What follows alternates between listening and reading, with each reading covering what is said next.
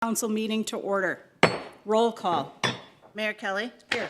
Council members Alford. Here. Coughlin. Here. Frakes. Here. Johnson. Here. Let's stand for the Pledge of Allegiance.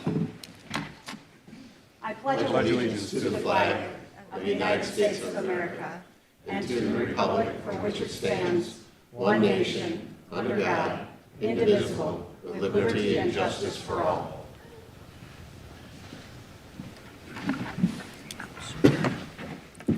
We'll move on to public comments. The mayor and the city council believe public comments are a necessary component to elected governance. With this principle in mind, we welcome individuals to come to the podium to inform us of an issue or provide feedback or concerns about matters in Savage. Please come to the podium, provide your name and address. We ask that you limit your comments to 3 minutes. And I know we have 4 public hearings this evening, so if you're here for one of the public hearings, you don't need to come now. There will be an opportunity to speak during the public hearing. So if there's anyone in the audience who wants to speak at the public comment, please approach the podium.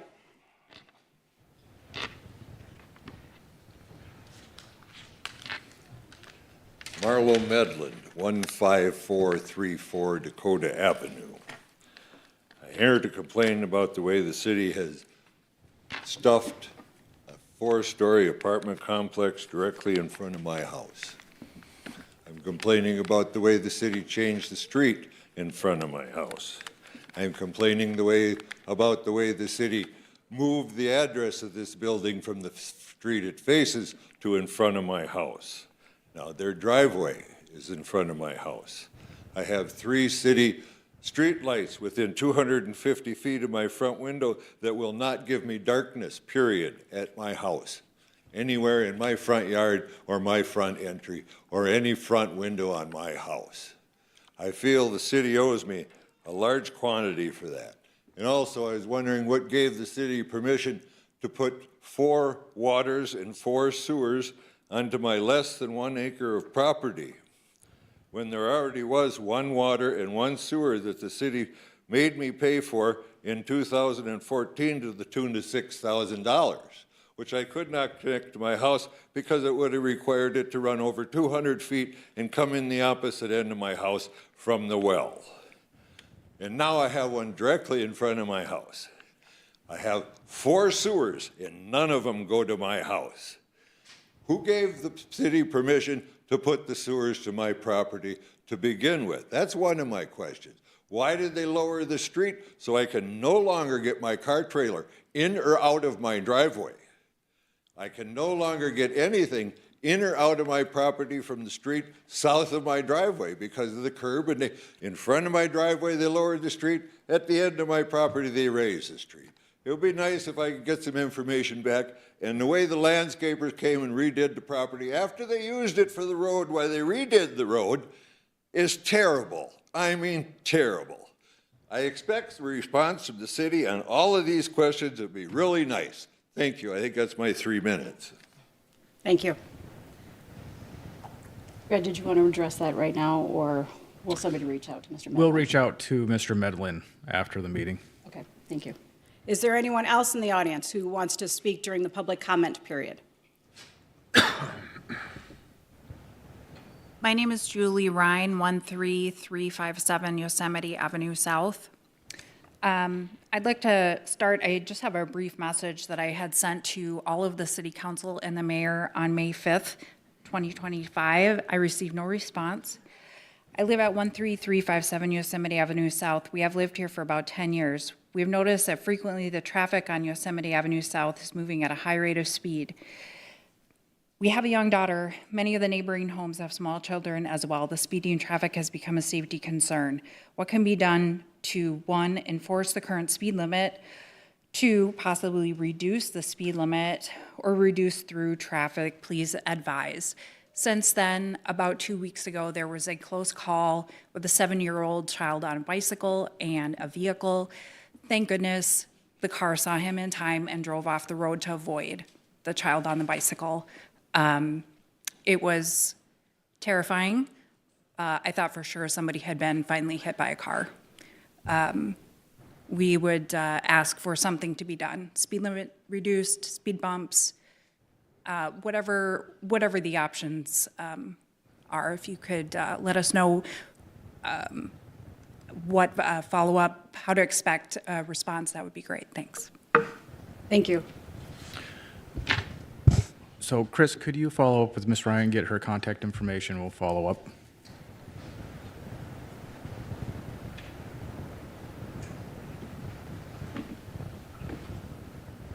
Thank you.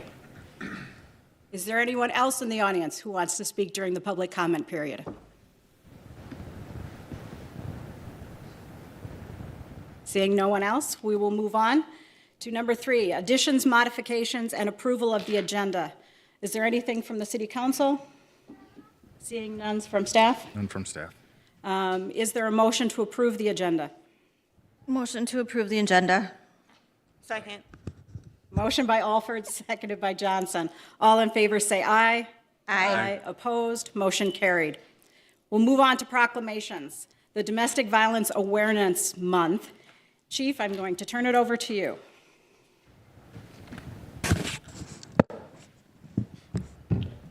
Good evening, Mayor and council members. Thank you for having me here today to speak with you.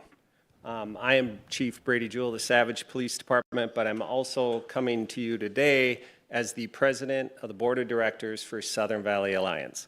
Southern Valley Alliance is Carver and Scott County's only domestic violence victim advocacy group. As mentioned, October is Domestic Violence Awareness Month, and now more than ever it is imperative that City of Savage recognizes and works to combat domestic violence. Southern Valley Alliance is the only organization to provide services to victims of domestic abuse in Scott and Carver counties. In our last fiscal year, we served 53 victims in Savage alone, answering over 2,000 calls on our crisis line annually. We assist victims and survivors in their greatest time of need, providing crisis intervention, emotional support, resources, and safety planning. SVA is a prevention and solutions-focused organization, and we partner with law enforcement, social services, and healthcare to providers to make communities of Scott and Carver counties a safer place to live. Southern Valley Alliance was founded in the early 1980s in Belle Plaine by a local woman who experienced spousal abuse. SVA moved to Shakopee in January of 2024, and since then, we have experienced a 20% increase in demand for our services because of the greater accessibility to our advocacy center. Victims and survivors are now able to reach us more than ever before. As community-based and community-funded organizations, Southern Valley Alliance is facing significant federal, state, and local foundation funding cuts. Amidst these cuts, it is important that the City of Savage recognizes Domestic Violence Awareness Month and does all it can to support victims and survivors today and throughout the year. We also are taking this time to promote our Purple Patch program. This allows anyone to purchase specially made purple police patches from all 10 law enforcement agencies in Scott and Carver counties. 100% of the proceeds go to supporting victims of domestic violence. Patches can be ordered at svamn.org. We encourage community members to follow us on social media and learn more about us on our website, again, svamn.org. Thank you for your support of Southern Valley Alliance and for helping us assist those in need in our communities. Thank you, Chief. I will come down and read the proclamation. I'm going to let folks know this is an organization very near and dear to your heart. In fact, before you were chief here, you came and spoke to all of us about the Southern Valley Alliance and how important it is. So thank you for your commitment. See if I can do this without crying. Yeah.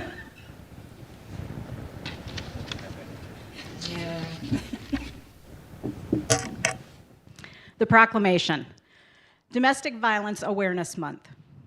In the City of Savage, in recognition of the critical work being done by domestic violence advocates in service of the survivors and victims they serve, I encourage all citizens to actively engage in the work and events sponsored by Southern Valley Alliance and other organizations working toward the elimination of domestic violence. Whereas more than 10 million adults experience domestic violence, and over 1.5 million high school students are physically abused by dating partners annually in the United States. Whereas more than 23,000 calls are placed to domestic violence hotlines nationwide every day. Whereas calls to our local domestic abuse crisis line, Southern Valley Alliance, have significantly increased over the last year. Whereas the impact of domestic violence is felt not only by individuals and families, but communities and the nation as a whole. Whereas Savage joins with others across the state of Minnesota and nationwide in supporting domestic violence victims and survivors, the advocates and organizations who serve them, and holding offenders accountable in Savage. Now, therefore, be it resolved that I, Christine L. Kelly, Mayor of the City of Savage, hereby proclaim October 2025 to be Domestic Violence Awareness Month in the City of Savage, Minnesota.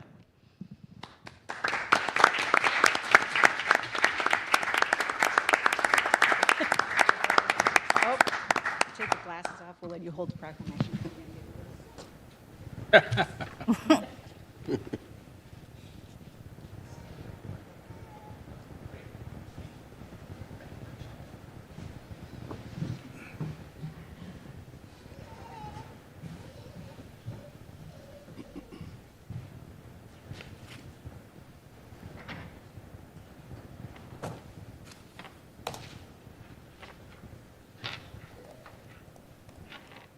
All right, we are moving on to the oath of office for Police Sergeant Alden White. Chief Jewell, I'm going to turn it back over to you. It's been a while, Mayor and Council. Thank you. I'd like to have Sergeant Alden White join me up here next to me while I say nice things about him. Staying here. Tonight, it's my honor to recognize Sergeant Alden White. Alden began his career with the Savage Police Department in January 14th of 2019. Over the years, he has proven himself to be an exceptional and dedicated member of our team. He serves as a use of force instructor and a crime scene investigator processor, and prior to his promotion, he worked as a detective. Since being Since being promoted, Alden has taken on the additional responsibility of leading our recruitment team, where his professionalism and commitment to excellence continue to make a lasting impact. One of Alden's most defining traits is his positive attitude. He is always in a good mood and brings a smile to every interaction. He has a great sense of humor that helps lift people up around him, yet he always knows when it's time to be serious and focused.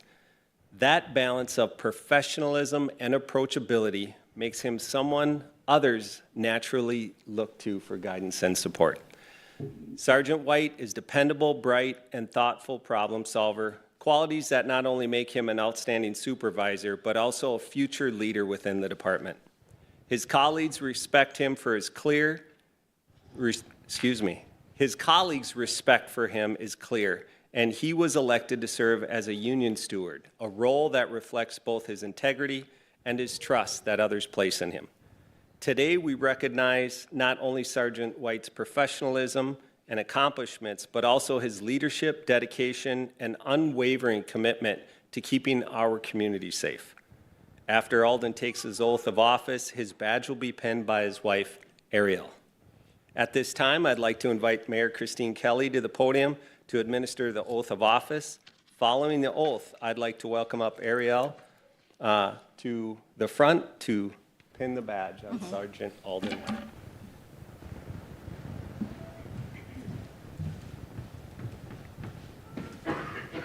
You get the mic. No one needs to hear.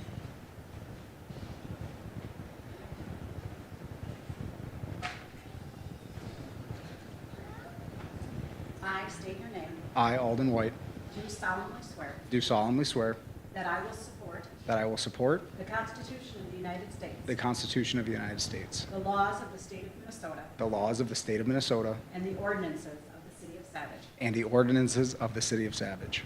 I further affirm I further affirm that I will faithfully, that I will faithfully, justly, and impartially justly, and impartially discharge my duties discharge my duties as a law enforcement officer as a law enforcement officer by providing assistance by providing assistance and service to all that look to me for help, all that look to me for help, to the best of my ability, to the best of my ability. so help me God. So help me God. Thank you so much.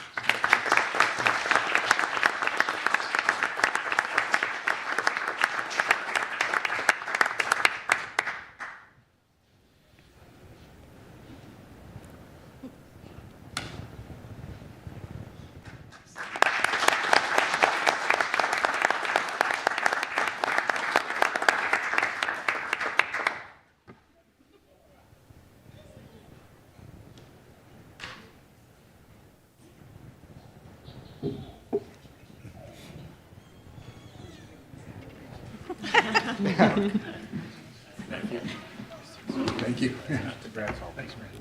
Good. Thank you. Thank you, sir. Thank you.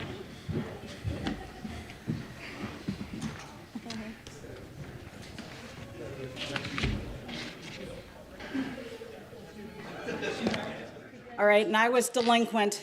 Councilmember Coughlin, I think you wanted to make a comment after. Are you good? Okay, okay.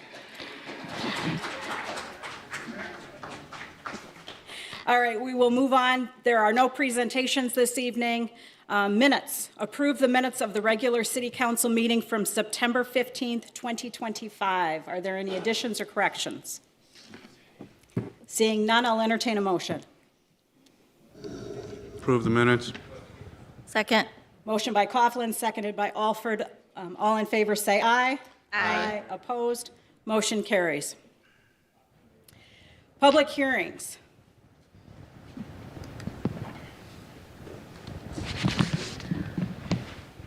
We have 4 public hearings this evening.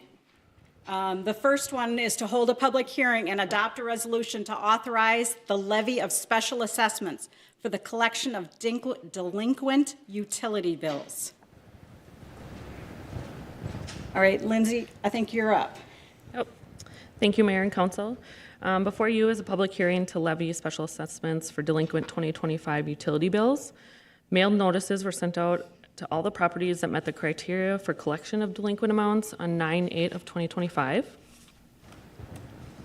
Per the city code, it authorizes the city to levy a special assessment for the collection of delinquent utility bills. The criteria is active accounts in arrears by at least 60 days or $200 more, inactive accounts in arrears of $25 or more.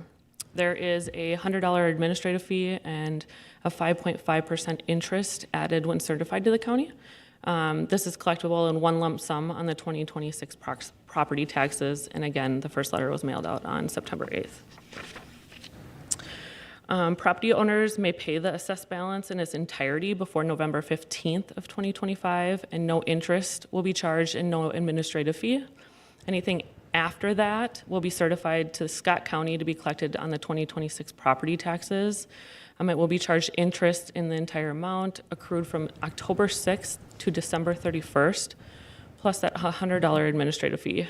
No payments will be accepted between November 16th and December 31st in accordance with the Minnesota state statute. We'd like to let people know that assessment payments must be made by cash or check. Do not pay them online to your utility account, otherwise it will be added to your current amount due, not your amount that will be assessed. The historical trend of utility certifications. This year in 2025, when we sent out the first letter, we had 498 utility accounts at the amount of $322,106. As of October 1st, the number of utility accounts that have been paid off and now will be certified to taxes is 274. That has gone down since last year, which is kind of what we were looking for when we upped that penalty. So the total amount will be $252,696. It does look like it is more this year, but that's also because our penalty fees are significantly higher, so the amount is actually decreased. And that is all for the utility, if there's any questions. All right, are there any questions from council? Seeing none, I will open the public hearing. If somebody wants to speak on this particular public hearing about the delinquent utility bills, please come to the podium and give us your name and address. Seeing none, I will close the public hearing, and I will entertain a motion. I'll make a motion to adopt a resolution to authorize the levy of special assessments for the collection of delinquent utility bills as presented. Second. Motion by Craig, seconded by Coughlin. All in favor, say aye. Aye. Opposed? Motion carries. We'll move on to the second public hearing. Oh, no, sorry.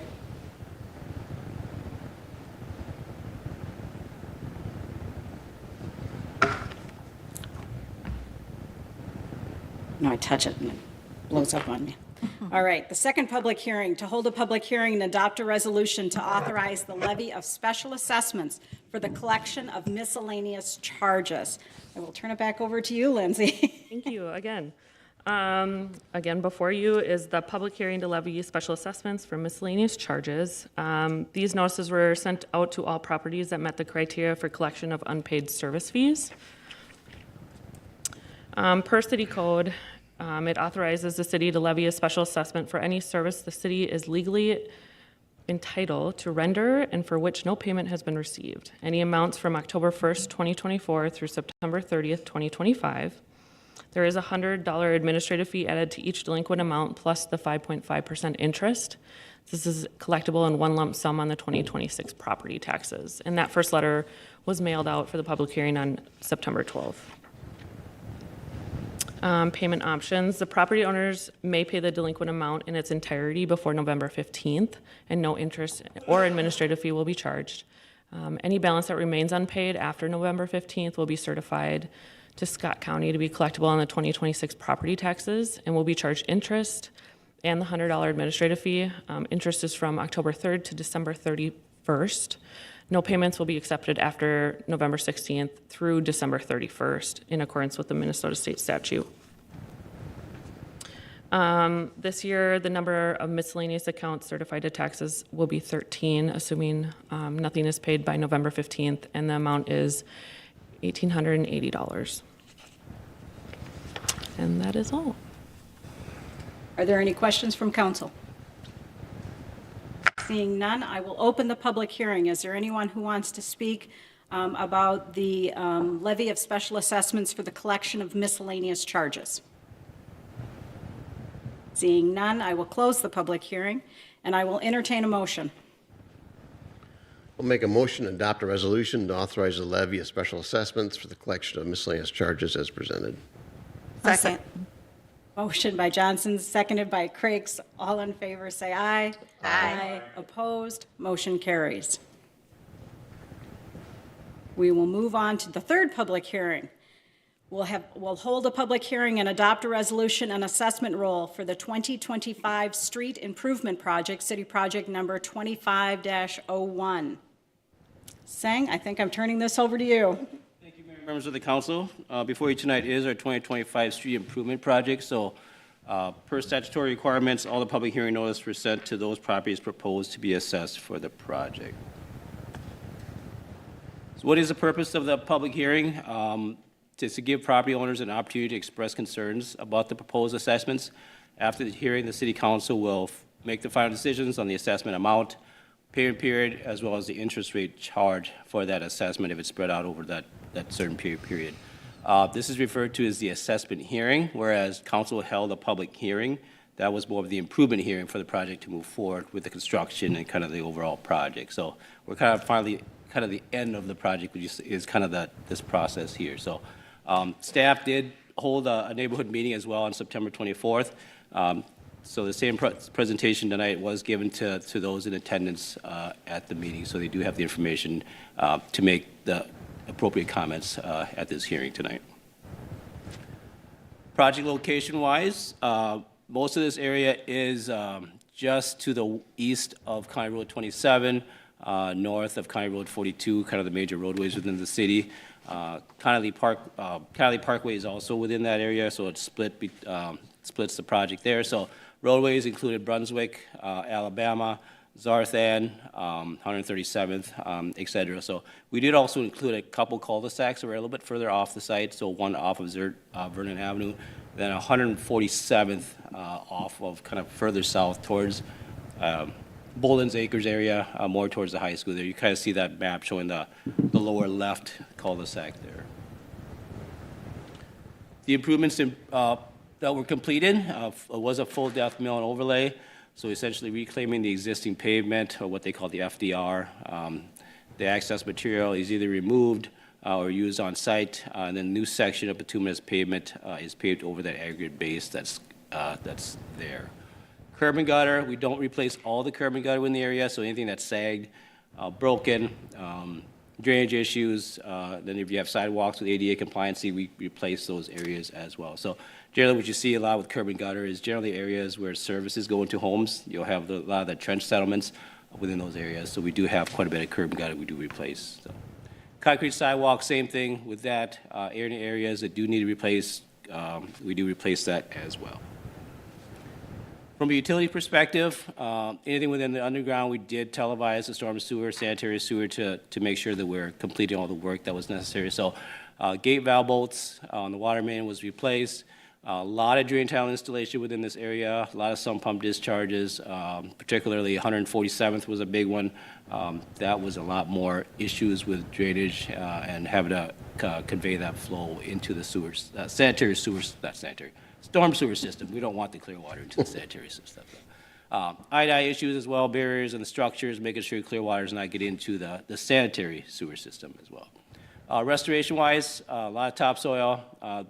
Most of the neighborhoods we do is we sod instead of seeding, because sod is instantaneous. It doesn't take as much care to establish, so we do a lot of sodding in those neighborhoods that we do here. And then repair of irrigation systems as well. So if they impacted irrigation system, the contractor repaired them. We did have some owners that did repair the irrigations themselves, not necessarily themselves, but had their own contractor. So we did reimburse for that type of work if they chose to go that route. We still have punch list items within the project area as well, as per typical.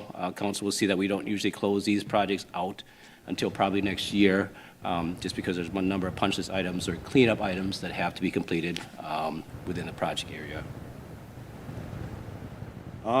Just showing here, council's seen this before. Our property owners have seen this operation as before. So this is a reclaiming operation, milling off, taking that pavement, picking it up, grinding it down and laying it back down. So before paving, they do come in and adjust structures and then kind of blade out that area. Tolerancing is what they call it, and then pave over the top of that. For typical presentation that we've done, so before and after pictures. It's kind of what before was on the left, and obviously the after on the right-hand side there. My apologies, I did not write down where I took this picture, so I couldn't tell you. But I think this is Alabama Avenue, I think is where this was. Same thing here. This is one of the eyebrows within the project area here, more towards south of Brunswick there. So just seeing the before and after picture of that. From a cost perspective, we are saying it's still estimated cost because obviously the project's not complete yet. Not all the payments have been made for the project. So we had about $3.1 million. The leaf costs, the soft costs associated with design, testing, finance, all admin costs is $185,000. So that's how we came to be with that almost $3.4 million total for the project. Funding allocation, so a number of funding sources do come into play when we do complete these types of projects. Special assessments at $860,000. Debt service levy, which is general tax levy, 1.4. Colony Place, the default security. Council noticed we did include the Ware course paving of the street that was part of a development project that was not completed. Probably sat there for about 4 or 5 years, I think is the minimum time I am thinking. So we were able to include that as part of the project because it was in the project area, just to see what it cost, but we did use the default escrow cash that the developer had in place with the city. Water and sewer fund to complete those items with the bolt replacements as well as the sanitary sewer was $286,000. And then storm sewer, stormwater fund at $671,000. Again, that's a larger sum that we normally have seen for projects like this, but because of the drainage issues, we had to include quite a bit of storm sewer work for the project. So what are special assessments? So it is a levy a city uses to finance, or at least partially finance, a public improvement project. You kind of see those numbers there. They don't cover the whole entire cost. The city levies a charge only against those particular parcels of property that receive some special benefit. The amount of the charge bears a direct relationship to the value of the benefit the property receives. So we cannot assess for more than what the special benefit that the property receives, essentially what that last is saying. If you want more information, obviously the Minnesota State Statute Chapter 429 is what we have to follow for this process. Otherwise, the League of Minnesota Cities is a very nice toolkit that explains it in a more relevant term, I call it, so easier to follow in terms of that. So staff uses that as well. The city does have a special assessment policy. It was updated in 2017. So key points of that is street reconstruction projects may be assessed the maximum amount possible in accordance with state statutes. Obviously, council hasn't done that, or we haven't done that in the past for most projects. Location of the driveway is used to determine the assessment amount. So an example of this would be if you had a corner lot, you had two streets, one in front with the driveway being done and the other one's on the corner side, you wouldn't necessarily be assessed twice for those streets. You would be assessed just the one time for that driveway location. Benefit appraisals were not prepared for this project. So one thing to note there is we did complete an appraisal for last year's project, and the special benefit was above the assessment being charged. So we felt it was comfortable with this year's project. We didn't necessarily have to complete that again because it is an additional cost to the project. Recommended assessment period be 15 years for the full depth mill and overlay. Interest rate 2% above the interest rate the bond sold. So 5.5%, council has seen that previously with the other assessments that was presented here by Lindsay Hammers here, and so it's the same interest amount. Full depth mill and overlay, the proposed rate is $41.36 per unit. We had a total of 208 units within the project area. Repayment period 15 years. So total assessment, as mentioned previously, was $860,000. That represents about 26% of the overall project cost. The assessment rate determine the fee schedule. So annually, the city council does update the fee schedule based on the construction cost index. So it will change for next year's project, but for this year it is $41.36. Assessment amount is not based on the project cost, so we did not split the cost up between all the parcels. It is set within the fee schedule, and that's what the city council has moved forward generally with the assessment amount.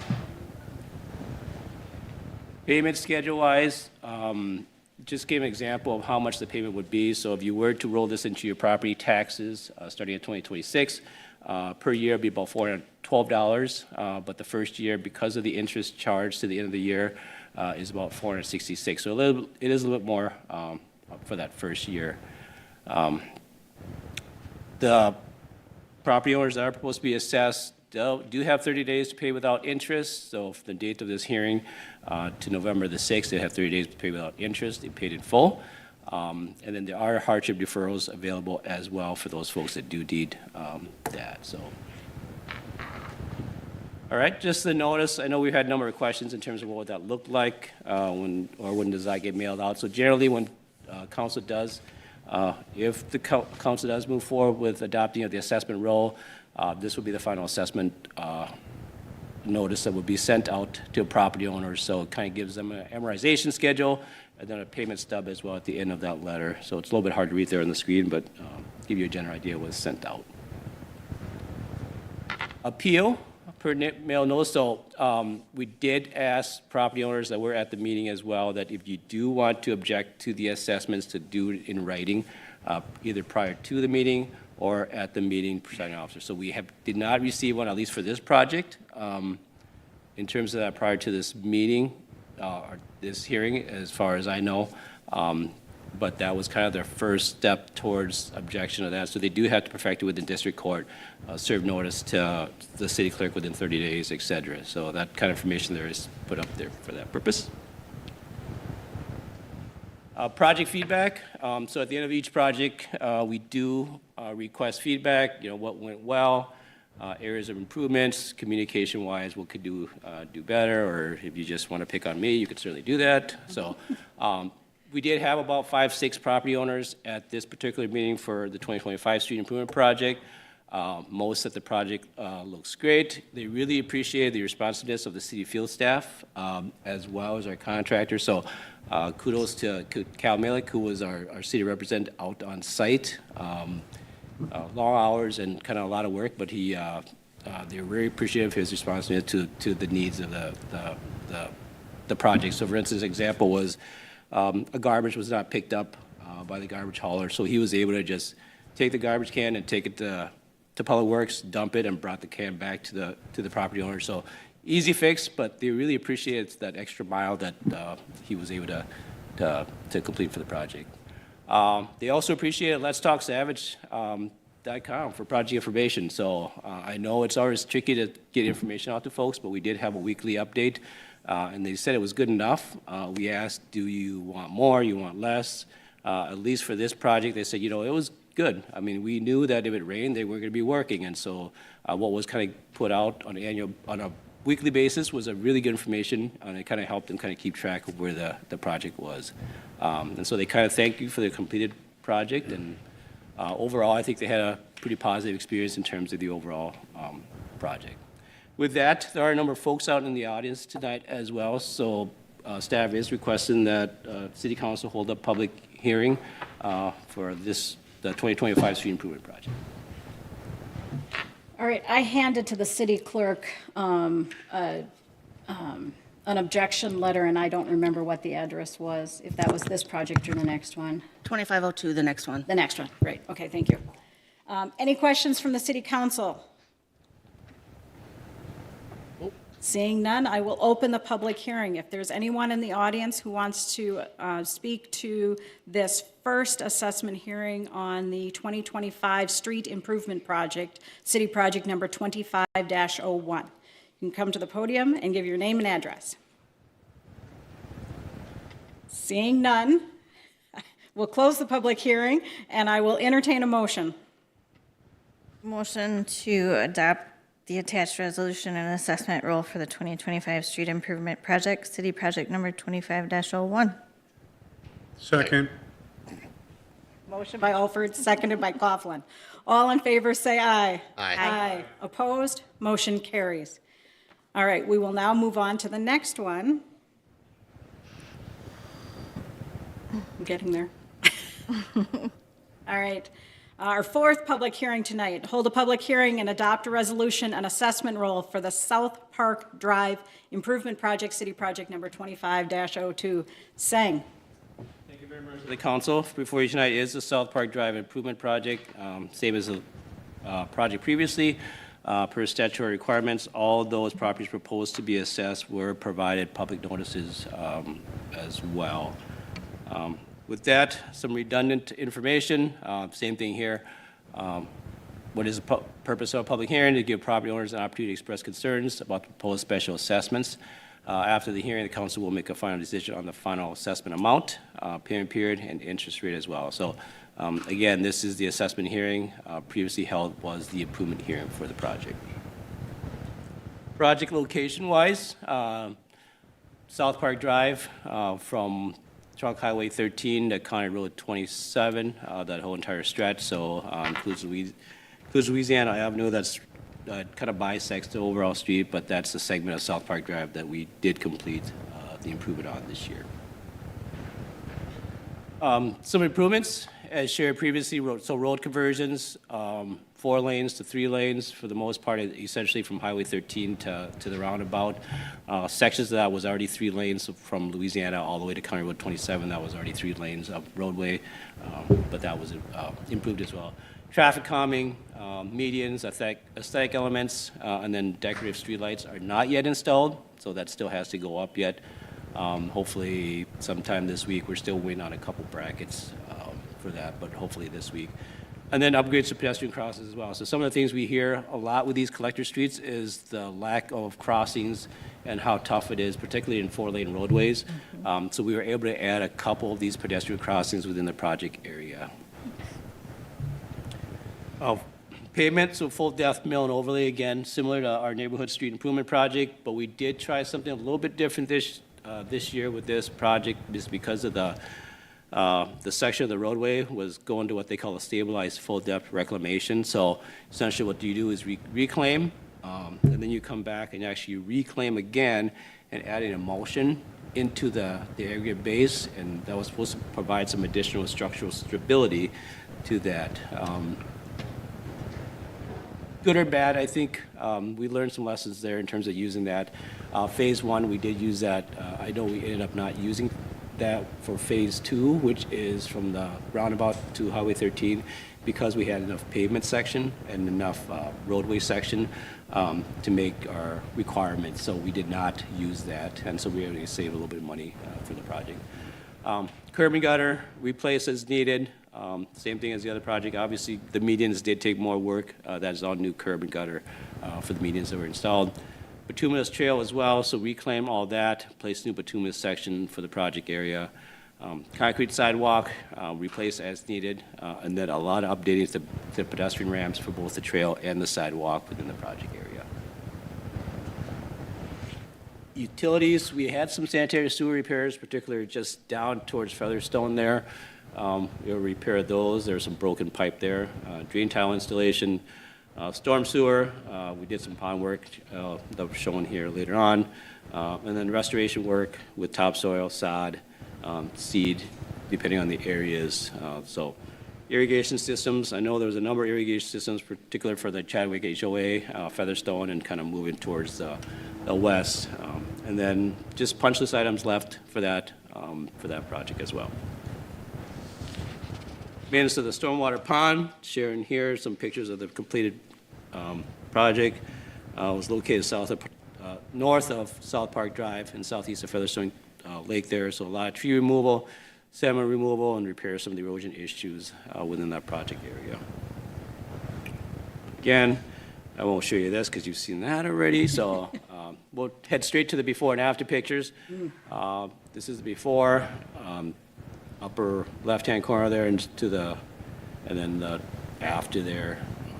And this is right by kind of the daycare facility, dialysis, kind of that strip mall area, looking towards Target would be a main landmark. This is right in front of McCann Park here. You kind of see the base for the light is there without a light on it. So 4-lane roadway at one time. Essentially reduced down to 1 lane each direction with dedicated turn lanes. And this is in front of the Chadwick HOA area. Again, that was a 3-lane roadway previously, so just updating that, and you kind of see further the distance there, the median that was installed kind of in front of Featherstone Lake area. All right, I'm going to try to attempt to get a drone footage up here. So bear with me if it doesn't work. Hopefully it does.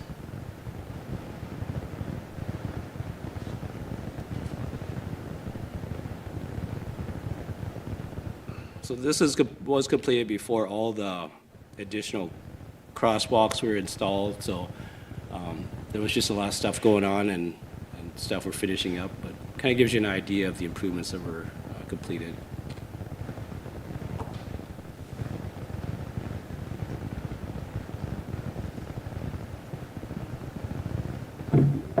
My voice is not good enough to narrate, so I would just it is.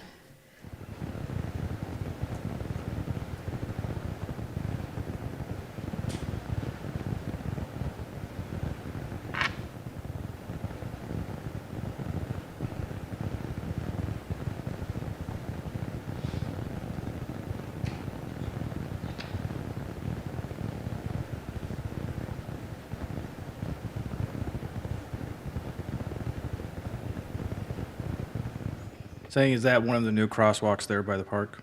Yep, yes, it is.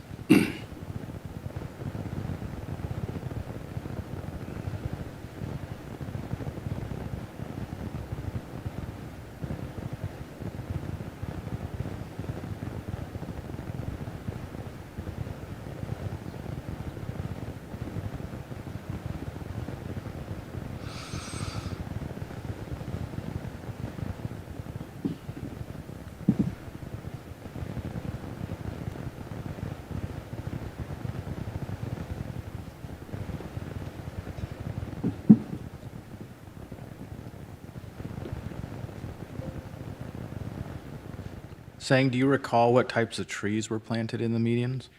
Yeah, we do have some crabapple, ginkgo, and then I think there's what's that flowering one? Magnolia. Okay.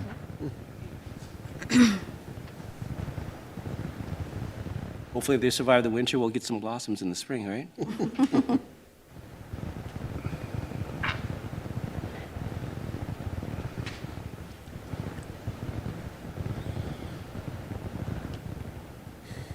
All right, so from a cost summary standpoint wise, estimated construction cost again was almost $4 million for the project. The LEAF, almost $200,000. We were looking at $4.1 million for the overall project. Funding allocation, again, we are assessing for the project, so special assessments make up some portions of the project at $81,396.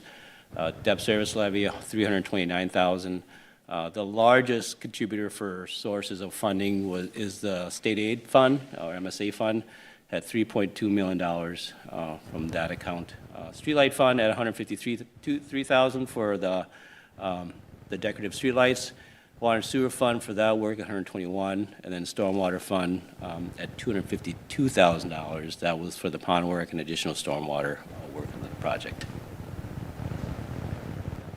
What are special assessments? As previously said before, it's a levy the city uses to finance, or at least partially finance, a particular public improvement program. City levies the charge only against those particular parcels of property that receive some special benefit. The amount of the charge bears a direct relationship to the value of the benefits that the property receives. Again, Chapter 429 is what we follow in the League of Minnesota Cities for that special assessment toolkit. Oops. Apologies for that. Special assessment policy updated in 2017. Street reconstruction projects may be assessed the maximum amount possible in accordance with state statute. Again, to be equitable, the location of driveway is used to determine the assessment. Special benefits, again, were not completed for this project, as we completed for last year's project already. Same as the neighborhood project, we are proposing a 15-year assessment with interest rate of 5.5%. The proposed unit amount of the assessment is going to be the same for both projects, so $4,136 per unit. There are 12 residential units within the project area. All those are located in the Chadwick HOA area. Commercial industrial units, there is 7.68 units, so that includes the daycare, and then that strip mall across. They do have direct driveways that come off onto South Park Drive. That $81,396 for assessment represents about 1.96% of the overall project cost for the. Again, same thing here, same information as the previous project. First year payment at $412 per year, with the first year being $466, and then 30 days paid without interest from the date of this hearing. Same there, all the notices will be sent out, will look similar or very same. And then the appeal is the same. We do have, I believe, last count was 4 or 5, maybe the city clerk can clarify. We did have 5 written objections to the assessment. So that is kind of the first step in terms of moving forward with that appeal process. Feedback. Again, we did have a number of folks at the neighborhood meeting as well. I think there was a little bit over 20 property owners, if I counted correctly. So concerns, Things that were brought up, concerns with assessment, how it was determined, questions why weren't other areas assessed. We did cover through that with location of driveways. Why assess? That's generally the question we do get a lot, is why are we assessing if we do already pay property taxes, anything like that? So why are we assessing again? Another comment was street used by the public. Why are we only assessing a few? It is difficult. I know it's hard to explain, to justify sometimes when you have a collector street and there's only a few driveways that come onto those, and it's serving a larger public purpose. But similar to other collector streets that has been completed in the past, where we do assess just that one time for driveways, so trying to be equitable that everybody does get assessed the one time that their road is being improved. We also had comments regarding the duration of the project. Obviously, it was a very wet year. It was interesting when it seems to be it was always raining when they were ready to work. And so that kind of always plays with schedule-wise because there's other projects going on. And so if you get delayed one day, it potentially could push contractors back on other projects. So it kind of was a domino effect throughout the summer. We did have some utility conflict as well. That took about 2 weeks to relocate small utilities, particularly that last phase. That was kind of the longer duration. The area kind of in front of the commercial areas had utility conflicts that we had to move or wait for relocation of utilities, and that took about 2 weeks. So otherwise, from an improvement standpoint, a number of positive feedback regarding the medians, traffic calming. Hopefully, it does help in terms of controlling some of the speed. I know that was some of the issues along South Park was young drivers heading to Prior Lake Savage High School. Hopefully that would alleviate some of those the speeding issues that happened on that. With that, there is a number of folks out in the audience as well for this project. So staff is requesting that City Council hold the public hearing for the project. Thank you. Are there any questions from council? Seeing none, I'm just going to first make a comment that the mayor and the council did receive objection letters. I got those from the clerk before tonight's meeting. And I'm just going to read the names, not addresses, just so that you know that we did receive yours if you're in the audience, so we did receive it. And then I also got one this evening as well. Nadine Mayer, Jan L. Leclerc, Dorothy Danisic, and Stephen Derula. So we have received your objection letters. You don't need to worry about making sure we get anything this evening. And with that, I will open the public hearing. If anybody has anything that they want to say with regard to the assessments for this project, you can go ahead and approach the podium and give us your name and address.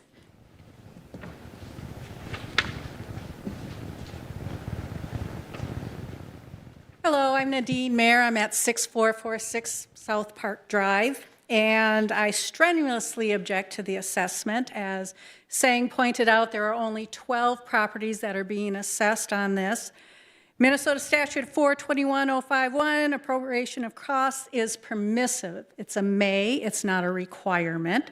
It may be assessed if there's any benefit. According to Sang, they did not do a special benefits assessment for this, and I really have a hard time to see how my property is receiving any special benefit. As Sang pointed out, South Park is a municipal state aid road. These roads are designated as crucial for ensuring access to essential services and economic activities. These routes are essential for movement of people, goods, and services. While this is state aid, there are only 12 properties, and they should not bear the burden of any assessment that benefits the entire community. There are key businesses that are not being assessed that many travelers use South Park to get to. Goldahana, Whiskey Inferno, Target are not being assessed, and they get a big portion of the traffic that comes down between Dakota and Highway 13. As I mentioned, the benefits study was not completed this year. They used a prior year study of other neighborhoods, so I don't necessarily think that you get the full flavor of this. I'm really glad that you showed the drone footage because there are many multi-unit housing properties that are all along South Park Drive. And as pointed out, there are only 12 properties that actually have driveways. Now, Chadwick Homes, which I'm in, Chadwick Park, there are 225 units in the entire development, 213 of those units can only get into their homes by one entrance or a couple entrances on and off of South Park Drive. But the rest of us are being assessed for that. So I'm not exactly sure how I'm being benefited from everybody else using that drive. In last week's neighborhood meeting, Sang talked about how other townhome associations might have other entrances and exits, which is true, and that those homeowners associations are assessed in their homeowner fees for things like private street maintenance and snow removal. Well, guess what? Chadwick Park has the same thing, and us 12 properties, our homeowners associations are not reduced because we don't have private streets and things to maintain. So I feel like we're getting double dinged on this. There are many other people who are using it. For example, if you put in any of these addresses into GPS, which I spent the weekend doing, they all route you to South Park Drive rather than some of the other streets that might get you in and out of some of those neighborhoods.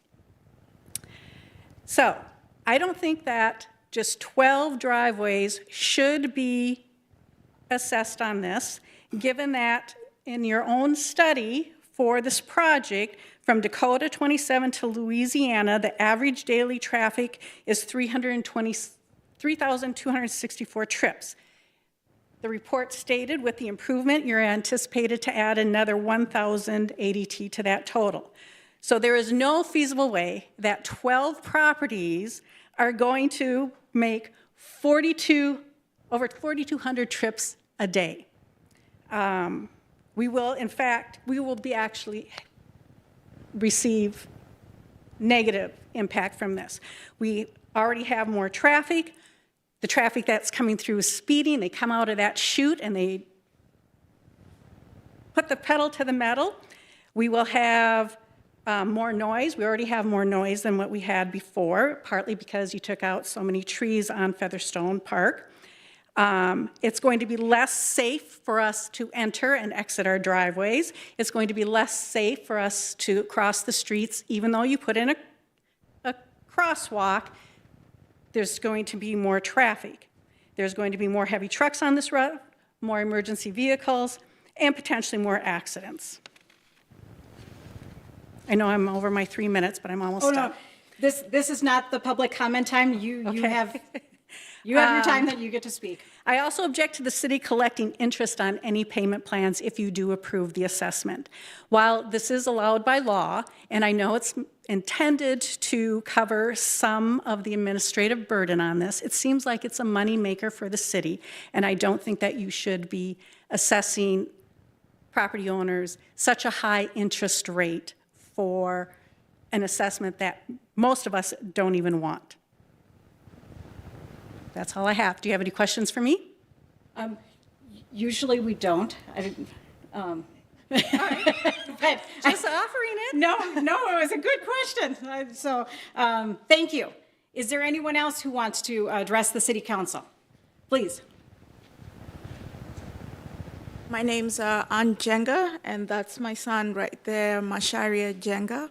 We reside on the south side of South Park Drive, and we are the second house from Dakota and South Park Drive. And we are the second home from Dakota and South Park Drive on the right. And yes, I agree with Nadine with everything she said.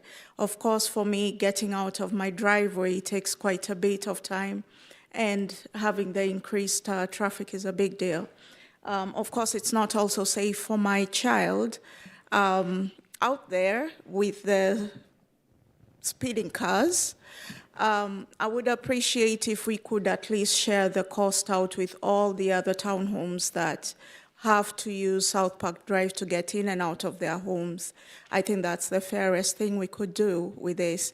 We do appreciate having a great road, a new road, and we also have a lot of emergency services that utilize that road. And, you know, he's always a fan checking out the sirens and everything. I mean, he can tell you how many he's counted. So I would appreciate if you guys could consider that. Thank you.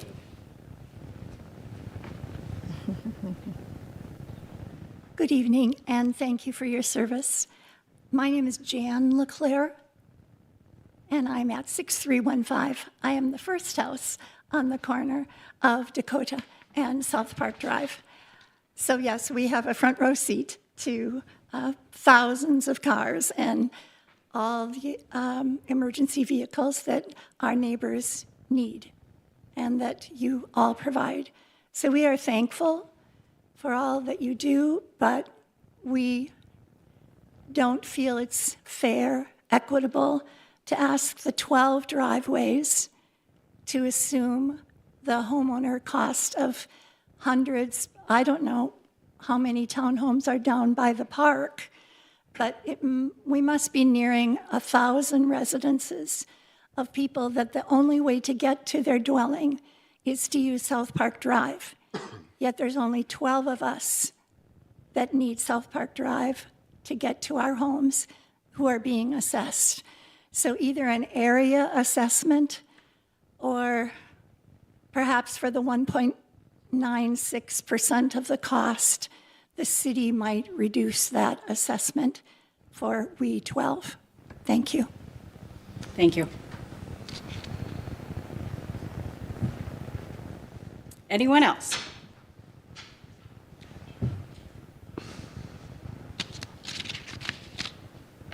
Well, contrary to everybody else, I'm going to go on the other side of things again. I'm going to advocate for the less fortunate, the elderly that are on fixed incomes within the development. If you're going to do that type of a proposal, then you would have to do that to all the other associations further down the roadway. So the roads are plowed by the city on that road. So to say that our maintenance fees and your driveways are plowed, but the city is now plowing that roadway for those 12 homeowners. So you're getting a city plow versus our maintenance plows doing it from the association. So that's not really, that's kind of all cancels itself out. So again, my frustration is for myself and other owners within the development who are not going to see our property values increase because of this road, where those people are going to receive property increases, not increases, increases to the value of their properties because of this new road. And they probably knew this when they were buying these homes anyway, because of how bad the road was before, that this was coming. Because I actually reached out when my mother still was living about this roadway, and I was told it was about 10, 15 years out. So thank you very much. Thank you.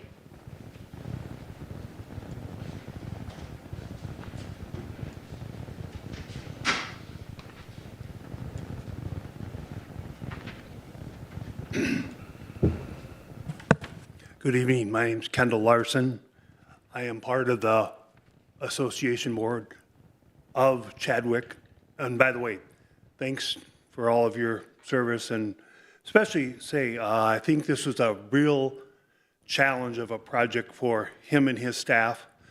John, the engineer, City of Savage, he had his hands full. The subcontractors were very well handling the project. You had some surprises on the project down by Wings Bank that the utilities weren't quite where they were scheduled to be. So I think they adjusted very well.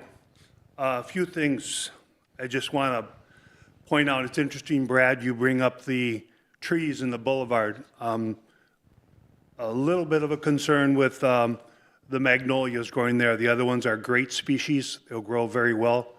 Those are northern bred magnolia trees, so they should adapt. And I think all the lower story plantings, shrubs, ground covers and that are excellent also.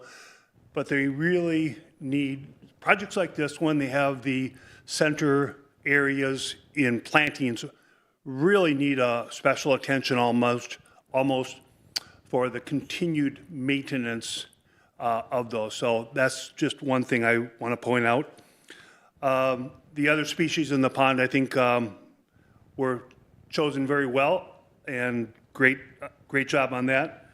The lane changes, I'm really hoping, when they went from 4 to 3, I'm hoping that might reduce speeds. But as I've seen in the month or so that I'll say 2 to 4 weeks, that speeds are still high in there. We've talked about and suggested lowering those speeds from 35 to something else. I think that's what engineering really needs to look seriously. New road, smooth road, fast cars. That's just the way it is.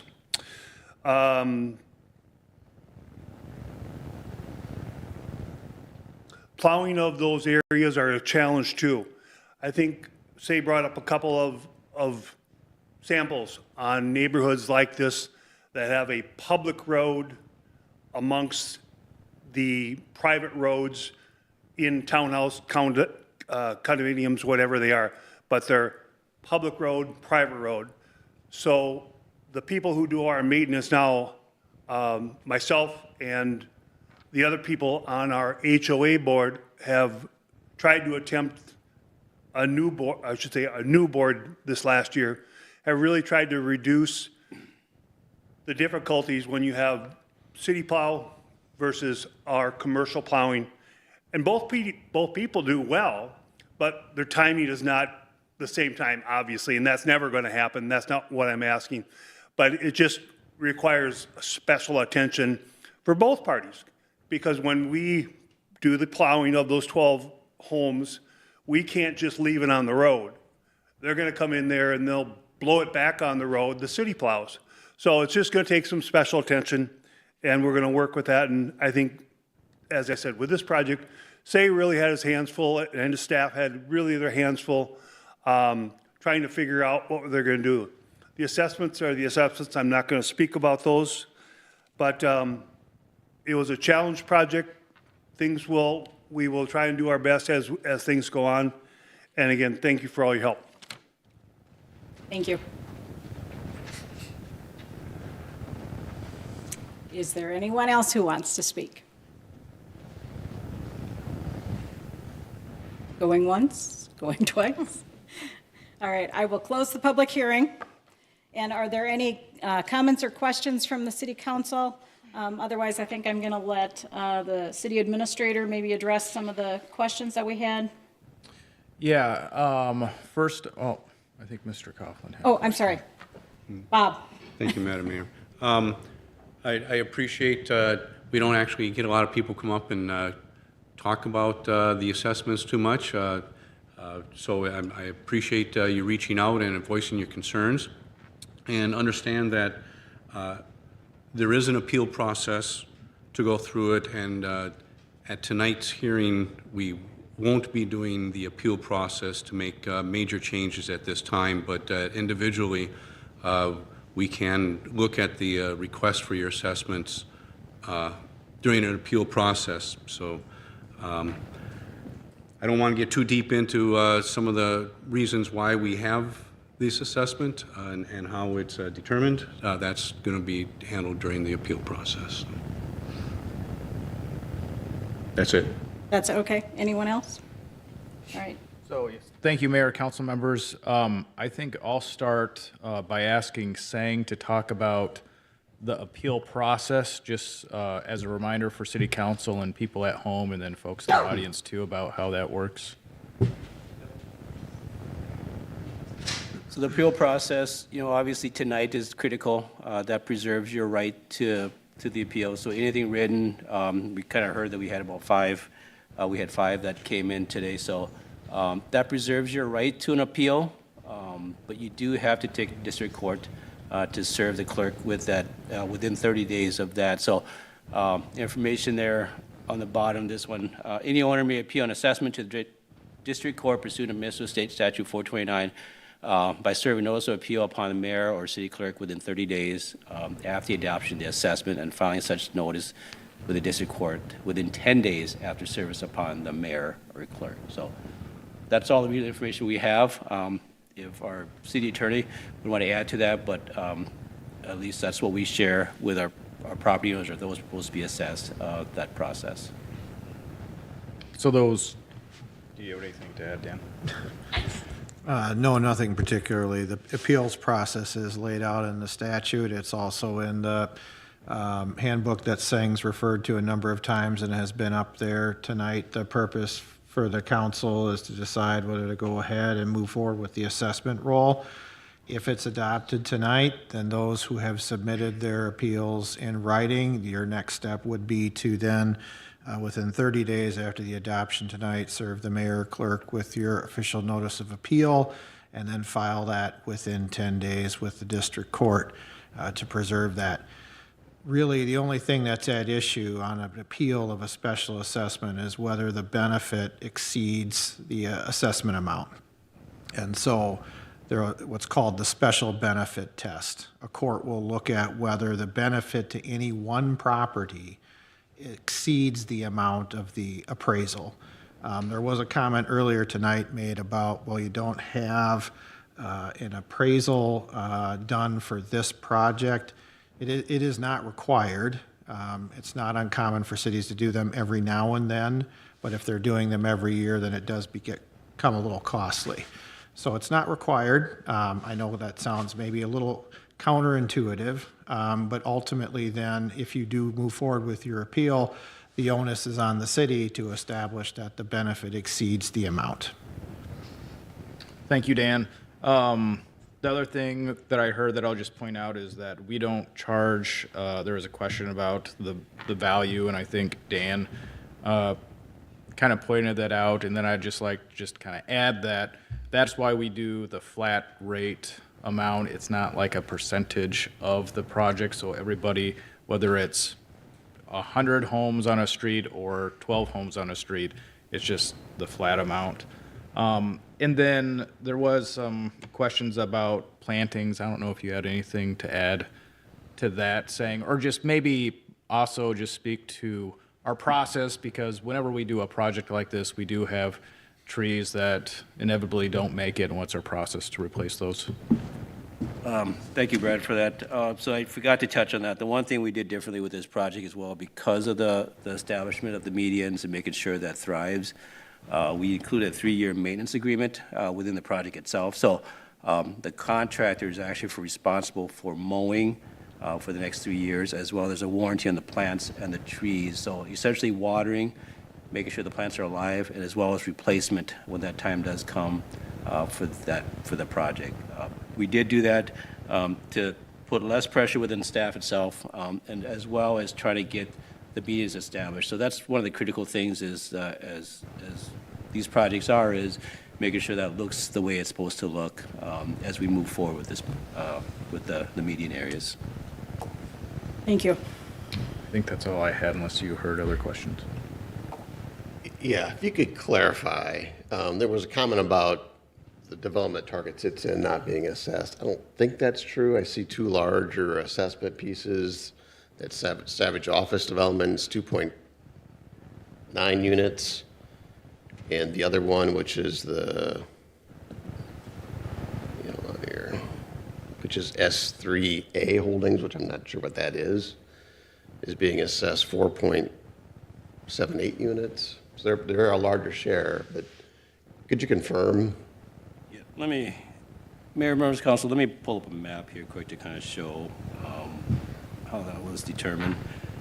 I think Councilmember Johnson, you were kind of asking some of the larger ones.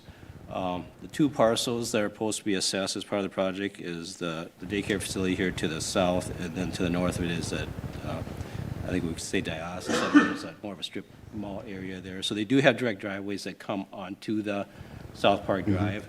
We are not assessing the larger commercial areas. I know there was mention of Whiskey Inferno, as well as Puahana. You kind of see Puahana, their driveway is actually coming off of a frontage road on Highway 13 there. And so when that time does come for those improvements, they would be assessed as part of that. The one thing, too, is our assessment policy, Section 10, does state that properties that abut or have access to private streets, we don't assess, because they are responsible for 100% of the upkeep in that, and there is no public dollars as part of that. So You kind of see the commercial sites there.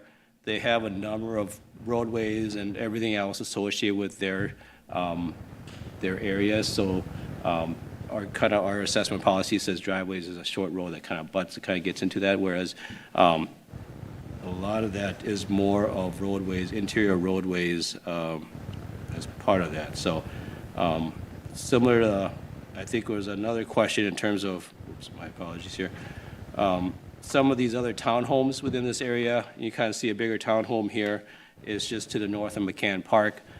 They have interior private roads within the assessment, the HOA as well. And so they were not assessed as part of the project. So there are a lot of properties that do abut, that come onto South Park Drive, but there is so much private streets. You can kind of see a lot of the townhome developments all are within private streets within the area. So even if you move further to the east, that way as well, although their access is just coming off South Park Drive, their interior is all private streets with their own private driveways that come off those private streets. So similar to Chadwick, I can bring up Chadwick here as well since we're kind of looking at this area. So you kind of see the 12 homes are directly off South Park Drive, and then you kind of have your, or have the private streets that kind of serve this area as well. So we didn't go through the area assessment. Our assessment policy, actually section 10C portion of it actually calls out full depth mill and overlay. And what it does is actually it wants us to use a unit method assessment and not necessarily area assessment for these types of improvements, because it's easier to approve to be equitable and kind of stay consistent is that driveway access kind of determines that. So if we start to get in the area assessment, then you kind of have to kind of start looking at areas and how much would the benefit be towards those areas. And I think it kind of gets cumbersome. I think council's always kind of kept it pretty as straightforward as possible, I would say.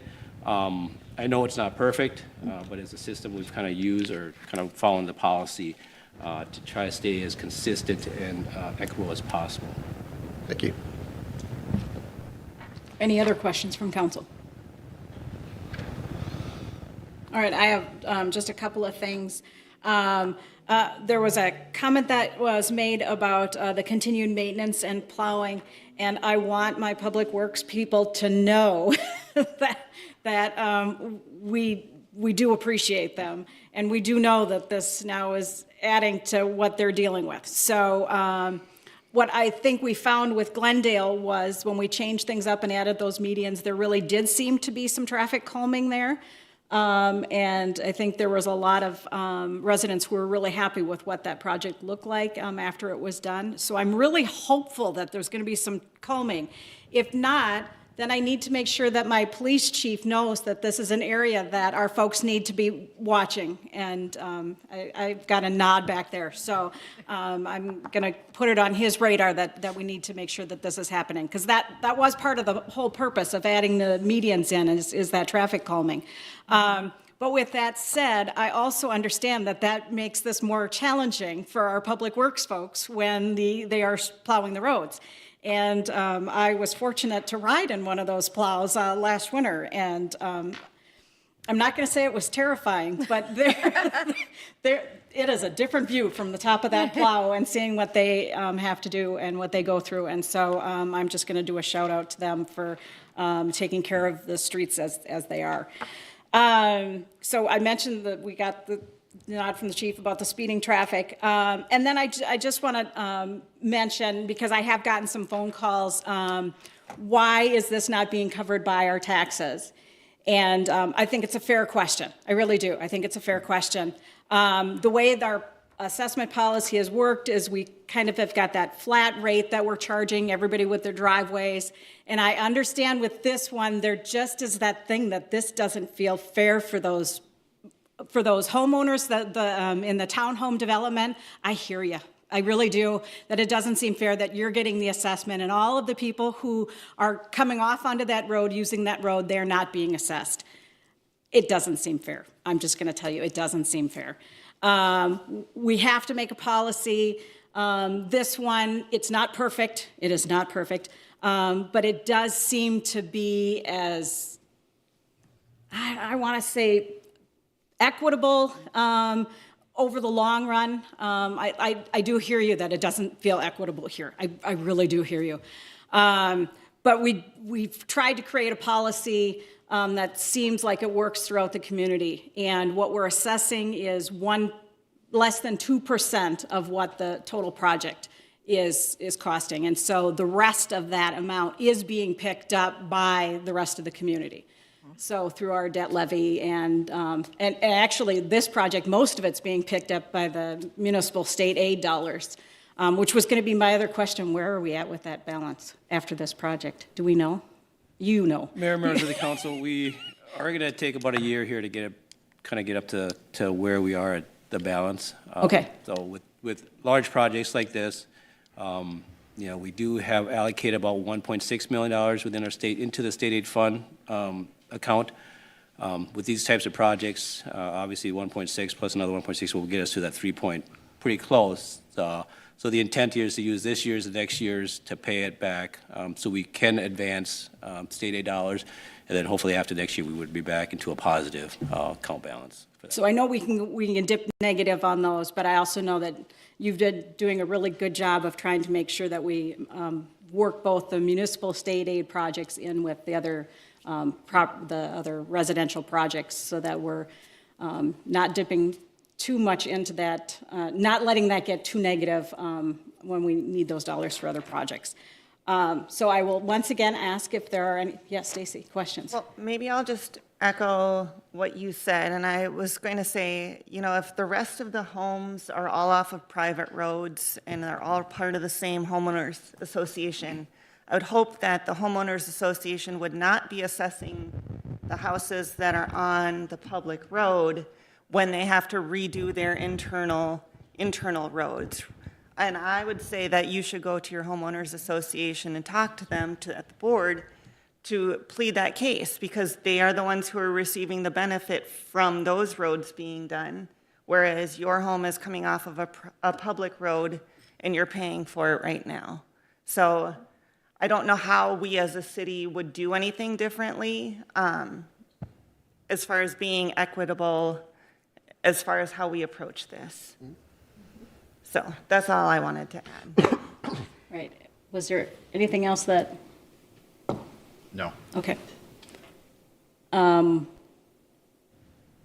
Seeing no further comments, I will entertain a motion. I'll make a motion to adopt the attached resolution and assessment roll for the South Park Drive Improvement Project, City Project number 25-02. Second. Motion by Craig, seconded by Coughlin. All in favor say aye. Aye. Opposed? Motion carries. That is the end of our public hearings. We will move on, and you can absolutely stay for the meeting, or you can leave. It's up to you. We'll move on to the consent agenda. These are routine items of business that are collectively presented for approval through a single motion. A council member may request that an item be pulled from the consent agenda for separate discussion and action. Under personnel, adopt a resolution authorizing personnel actions for the city of Savage. Under engineering utilities, adopt a resolution approving change order number 1 in the not-to-exceed amount of $27,355.77 for the Water Treatment Plant 3 Filter Media Rehabilitation Project, City Project 25-05. Under planning, adopt a resolution authorizing execution of a professional services agreement with Stantec Consulting Services, Inc. in the amount not to exceed $49,456 for the Economic Development Strategic Plan.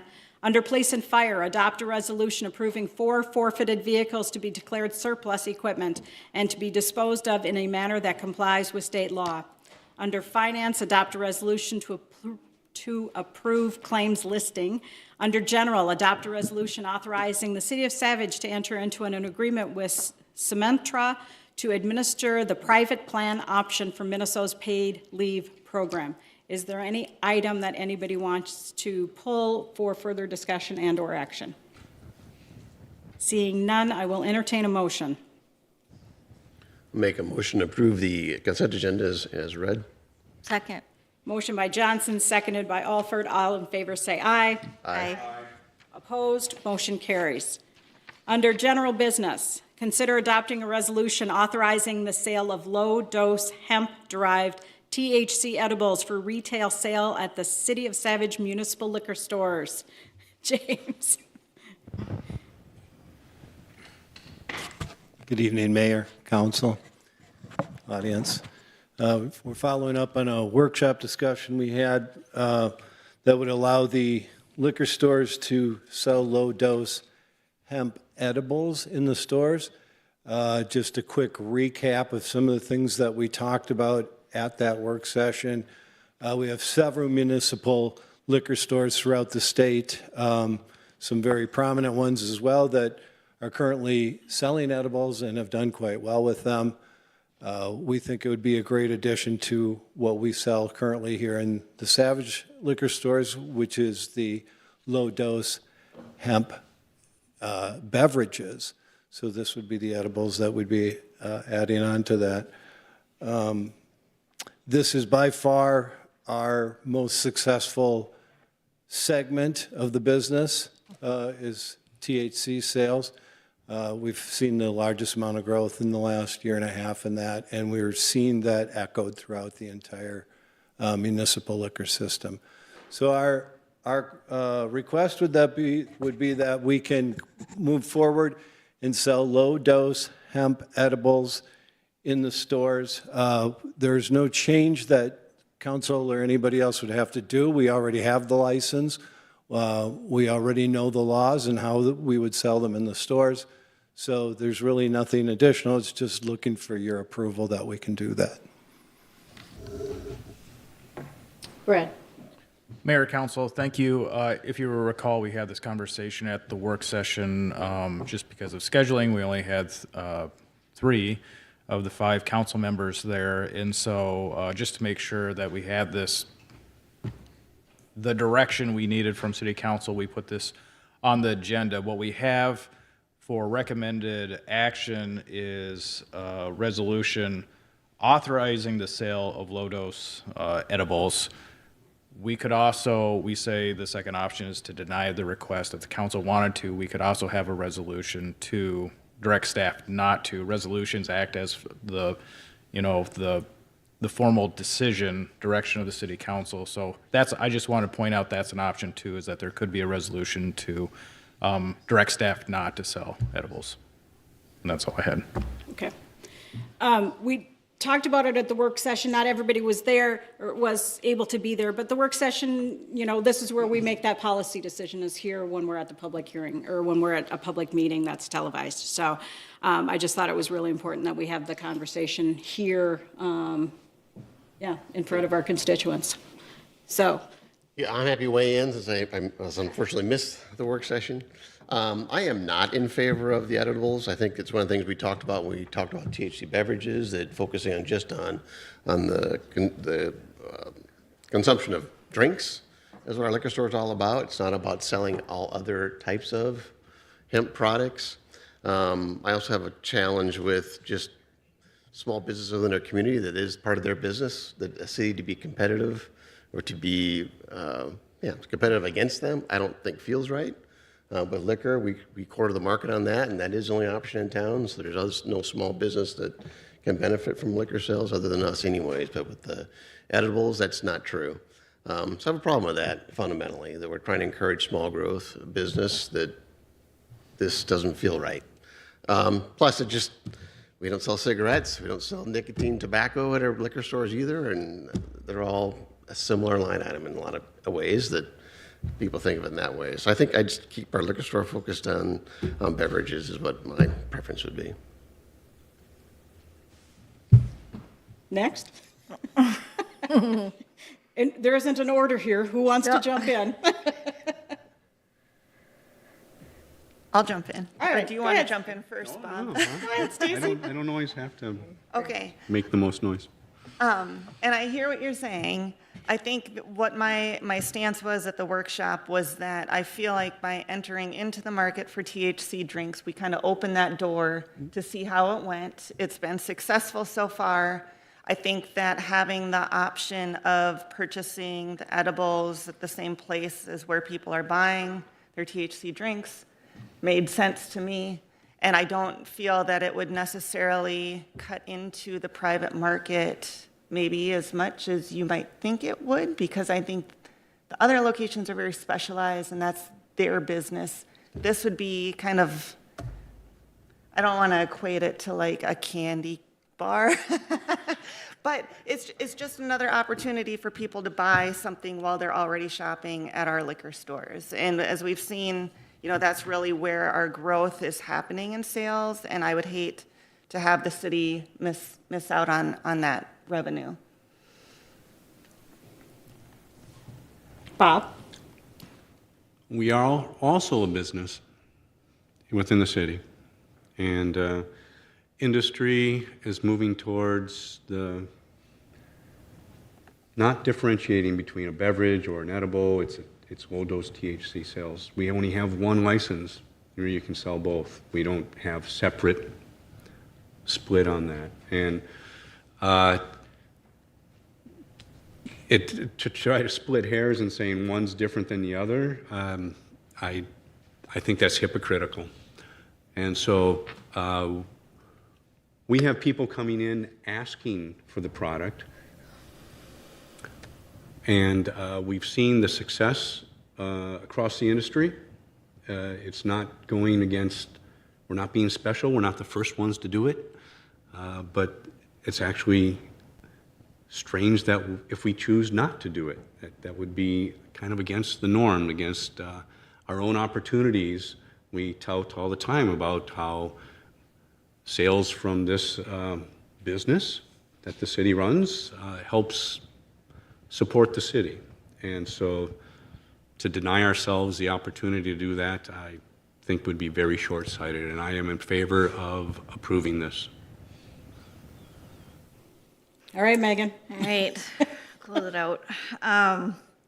Do we know if there are businesses that do sell the product now in edible form, if they have an issue with a competitor coming in, like the liquor store, and selling it? Or if they've raised concerns about that? Or do we know how many stores are around the liquor store that sell edibles as well that may be impacted by another? James, I think I'll handle this unless you have specific information. We know that there are companies, businesses around us that are selling. I don't believe we've asked the question, are you in favor or not in favor of the city selling? Okay. I have heard from businesses, and not specifically with this, but they would like us to just leave it alone. These products to them and stay out of it. I guess, so the pro of what I think of it is that, yes, we would be missing out on the potential for sales and for another opportunity within the city. I guess my other concern would be, as Matt had talked about, of, leaving it to, and the mayor leaving it to the stores that are specializing in it, and not hindering their sales. I guess I would be in favor of the edibles as long as it doesn't get to where the liquor store becomes THC only and not a liquor store anymore. I think it should stay a liquor store. I think that's our business. That's what people go to it for, mainly. So I would hesitate getting more than just the edibles in there and the drinks at this point. So more than those two. Anybody else have anything else they want to add? All right, I'll chime in. I don't think I kept it a secret. I'm not in support of the liquor operations doing this. I have said to people since I first got on the council, if the decision came to me about getting into the liquor business, would I support it? And I don't know that I would, but we're in it. And getting out of it at this point, we've had these conversations, is challenging. whether we're relying on these funds to do some other things in the community, we've certainly benefited, and we've been able to do some things we would not have done or would have had to find a different means of funding. And so we've certainly benefited from it, and I'm not making a motion to get out of the liquor operations at the moment. But I agree with Matt. I don't think we need to be in the business of competing with other local businesses, especially the stores that we have in town. I just don't. I do see it, I would like to not have any of it personally. So I would not be in favor of the edibles. I'm not in favor of the edibles. But with that, yes. Can I ask you a question on Yes. that? Because by selling the THC drinks, we're already competing with the businesses. I know, I don't want to sell the drinks either. But we are. I know. Yeah. And depending on how the vote comes out, which I think I know how the vote is going to come out, we're going to start selling edibles too, which I'm not in favor of. But it is what it is. So, yeah.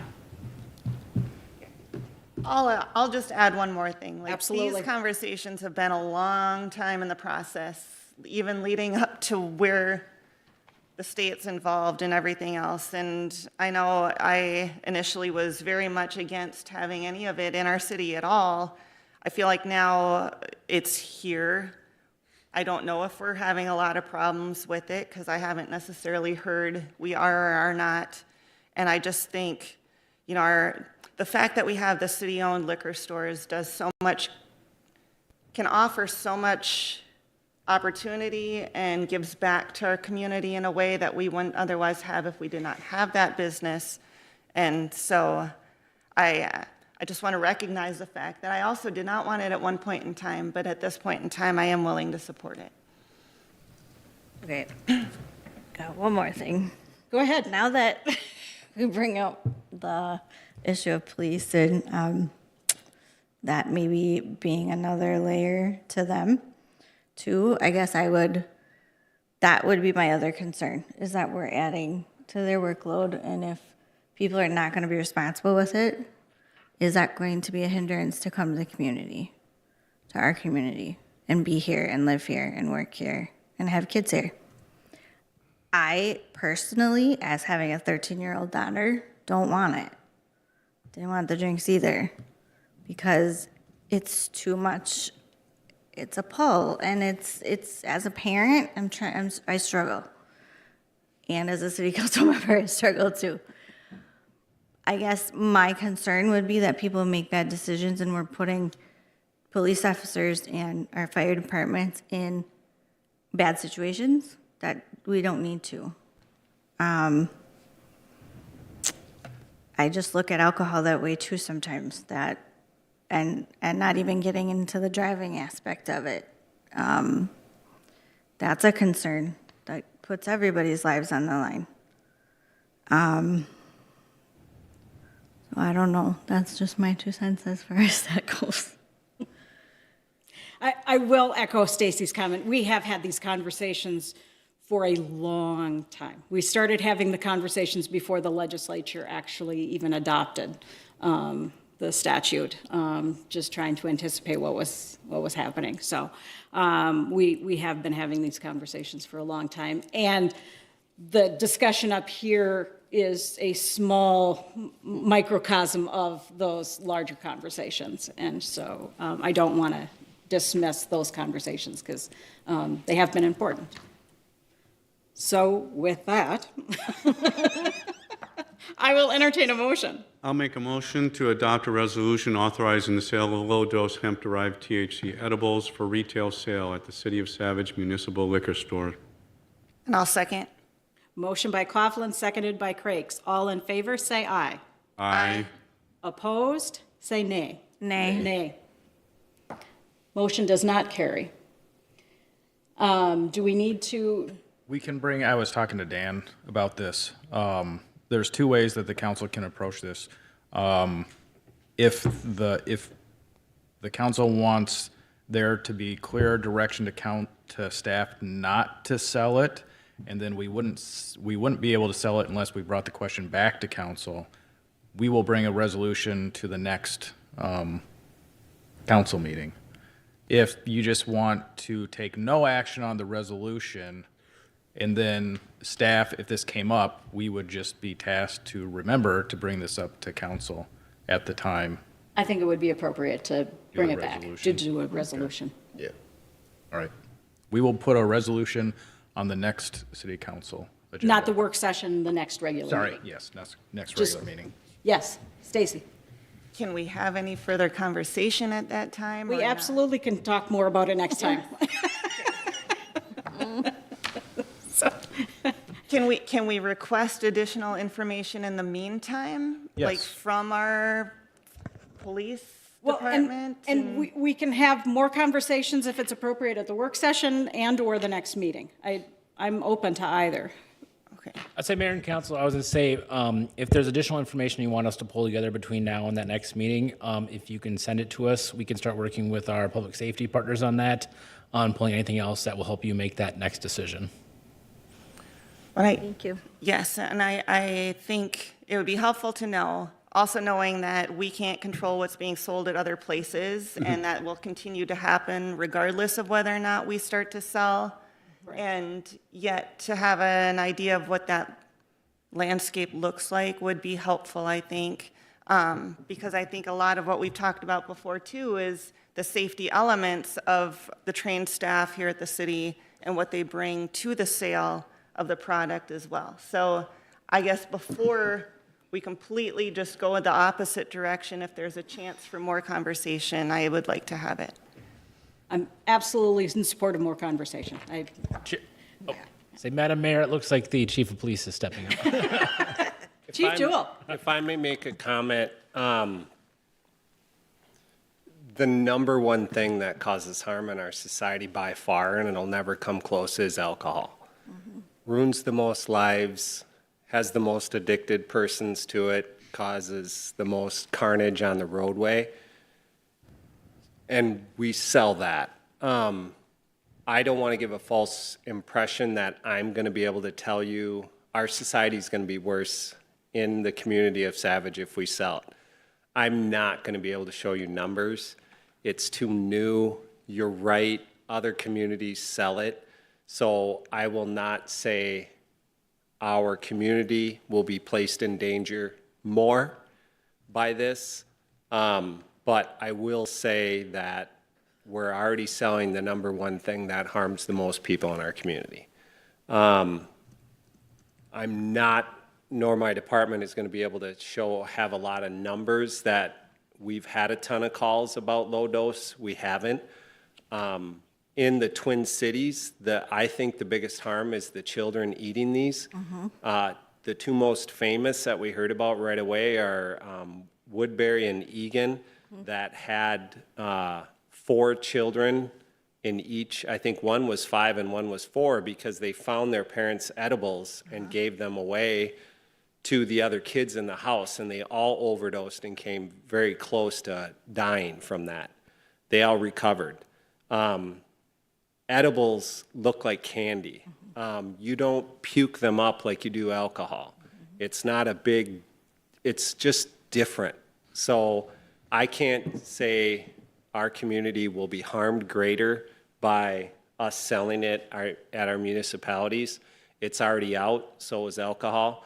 But that's a decision you have to make. I support the decision that was made here because I think you're piling on. You're adding more stuff to it. So I think if you don't have it, it's very easy to say it's not going to be a problem, right? But there's already illegal sales of drugs as well. But the edibles are dangerous to children because no matter how you package them, they're sugar-coated, they look like candy, and that's where the danger is. I don't know what the answer is, but that's the danger in it. It's very easy for children to overdose on it because it looks like candy. So I don't know what the answer is, but I honestly don't think we're going to be able to provide you numbers to sway either way, that it's great for the community or it's bad for the community. I can just tell you in my experience, the more illegal things that are mind-altering and intoxicating that we're selling, the more people that are going to use them, the more people that are going to abuse them, the more people that are going to become addicted to them, and that's the harm to society. So I just want to set, I'm not trying to create less work for me, but we don't have numbers to support either way, really, other than what's gone on in the public and general public safety concerns. Most of the calls we get are alcohol-related for overdoses, intoxication, falls, can't get up, drunk driving crashes. Those things are happening with THC. I can tell you that for sure. But where they buy them, how they're ingesting the THC, whether they're smoking or edibles, I'm just not going to be able to provide those numbers. So I think it is really a decision with yours, knowing that I can't say we're going to be worse off either way, or better off if we don't. I just wanted to add that comment because, quite frankly, you all individually have asked me, but no one's asked officially for our opinion on it or my opinion on it. So, any questions regards to that? No. And I'll just say I primarily asked because we had concerns that seemed to stem from what the impacts are to your department. And so, to me, it comes back to it being more of a business decision. We're selling what we're selling already. Does this fit into that or does it not?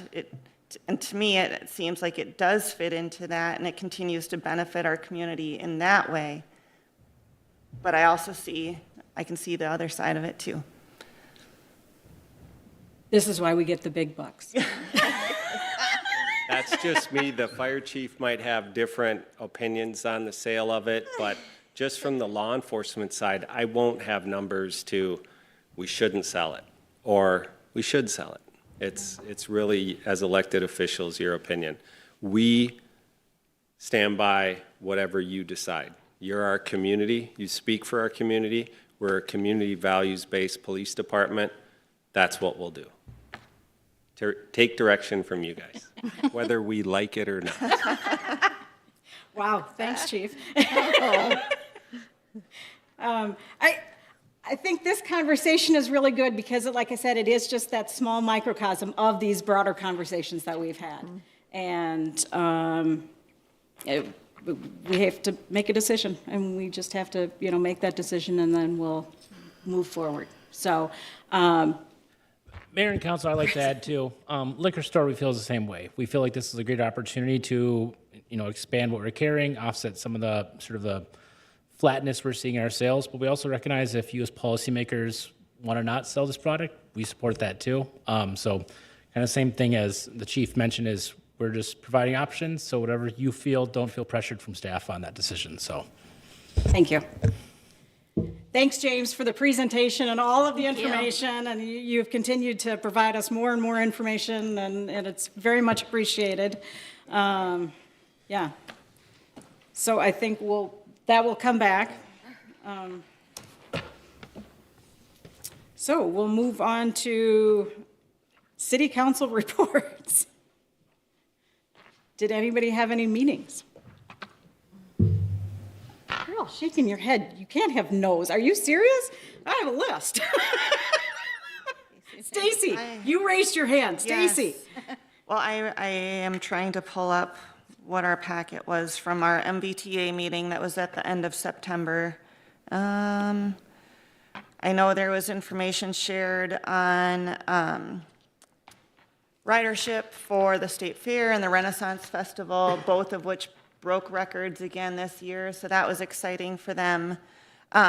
We had a discussion on a compensation study decision that was made about a year ago and is continuing to be looked at this point in time. And then we talked about some updates, let me see, on the South Metro Transit Coalition, which I think Regina's working with MVTA on trying to identify some businesses within Savage who might be interested in being part of this coalition, which is essentially a way of MVTA connecting with businesses to try and improve transit access for employees and potentially, people who can take advantage of their businesses. So those were kind of the highlights from that meeting. Great. Any other meetings? Things must be quiet in the summer. All right. So after our last televised meeting, that next Tuesday was the final Treats and Tunes, and it was at Creek Hill Park. I just want to give special kudos to our staff who really did a fantastic job, I think, putting this on. I had a lot of public comments about how excited they were about it moving from park to park. They really thought this was really cool, especially when it was highlighting their own park. They thought that was really, really cool. But I had other people saying, I never knew this park was here, and this is kind of cool. And well, that was kind of the whole purpose of it, right? So I just thought it really was done well, and thanks to staff for doing that. Moving those freezers couldn't have been easy, but everybody really appreciated the ice cream treats, and it was great. It just really was great. That night, we also had the ribbon cutting, which was fantastic. Other than I couldn't get the ribbon cut, but it was fine. Lots of help. It went better. Let's see, other meetings. After the Treats and Tunes, that next Wednesday, we had the bonding tour. So the Minnesota Senate, the legislators, the senators who were on the bonding committee were doing a tour around, I think it was Scott County or south of the region. And they stopped here in Savage, and we strongly encouraged them to invest in our Highway 13 project, which, talk about a regional corridor or transit, it doesn't get much bigger than Highway 13. And the project has been started. We've seen the tremendous improvements that Dakota and some of the other things that we've done, the impact that it has made. We just need to get it finished. So I wasn't above begging for bonding money, but whatever. Brad and I also had an opportunity to meet with both Jess Hansen and Lindsay Port in the last couple of weeks. Had, I thought, really great conversations with both about our legislative priorities and where they're at, and both of them are absolutely in favor of supporting these bonding requests. We have the House bonding tour coming up soon, so I'll beg again. But I thought if you had anything to add, I thought our conversations with Lindsay and Jess were just really great. So that was wonderful. And I think you attended the Savage Fire Relief Association meeting that night while I was at the ribbon cutting. Yeah, they continue to march towards dissolution. They're hoping to have their payouts by the end of October. We have one last relief association, but they may have one other. They would like to do something special since they're ending it. Maybe just like a barbecue or a dinner for everybody that's been involved. But they're 99% of the way there. Finance did, there's a clause in the state law that allows, when you dissolve, there allows to be a special payment for qualifying members. All of our members qualify. We get reimbursed by the state for that, so just a clarification there. Do you know if we have done that yet, Lindsay? The special payment to the Relief Association members? If we haven't, it's coming. And so we're hoping to have everything done for, I'm saying dissolution, it's really the ending of their benefit plan, and then dissolution of the organization or the entity itself will be in 2026. They're reserving, I think it's about $60,000 of their special fund to pay for the 2025 audit. And once that is complete, then they can be dissolved. I also went to the Scott County, Minnesota Broker Development Day, and a special shout out to Regina. It was at Canterbury Downs, and she did a fantastic job. I thought it was very creative because her whole presentation was all around the horse racing. And everything about Savage was, had all of the horse racing language, and I just really thought she did a fantastic job with that. I didn't have a lot of other developers come up and approach me, but, whatever. It was fine. Maybe Regina did. I don't know. But I've been attending the police academy the last couple of weeks, and if you haven't done that, I would strongly encourage you. Excellent program, and I think the people who are attending are just getting a lot out of it and are just learning a lot. And I've now told them that they now are all spokespersons in the community about our police force and our fire department as well, because that will also be coming up. They'll get a little window into our fire personnel as well. I also attended a Camp Savage meeting. These are the folks who are we're still holding out hope that we will get that designation. And we haven't heard anything yet, so we're just waiting, but... And the government shut down, by the way. I didn't put that together, that of course we're not going to hear from them at all, because they're not even in the office. Anyway, so... But still a lot of enthusiasm from these folks about doing something, and I'm kind of excited to see where it goes. So, and then the last, I've been invited to a couple of different meetings with residents, and their concerns have been rental property conditions, which I was happy to say is something that the council has also been concerned about, so much so that we've now made personnel changes for next year to try and get on top of some of that. And then other things, the ash borer tree, and again, we are aware, we have a plan, we had a plan, it was a great plan, and now the plan just got a little delayed, and, now we have to hire somebody to come up with a plan again.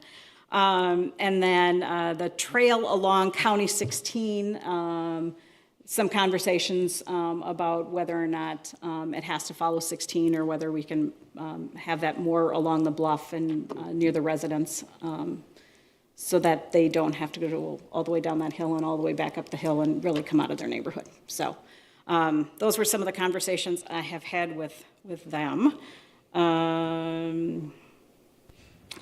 All right, written communication, general information, and follow-up. Any from council? I got something, unless you Okay. have things. I have things. I just wanted to point out to council that we sent the quarterly liquor report. We sent that in an email. Moving forward, this will be like our quarterly investment reports or financial reports. We'll just put that into the packet as information that you guys can read. And if you have questions, reach out to staff and we can try to answer those for you. And then I also wanted to point out that we had a development tour last week, I think it was. You have it? I'll let you go. No, I wasn't there. I have to get an update on the city bus tour. Yep, so I just wanted to give kudos to all our staff that were there. Regina put it together.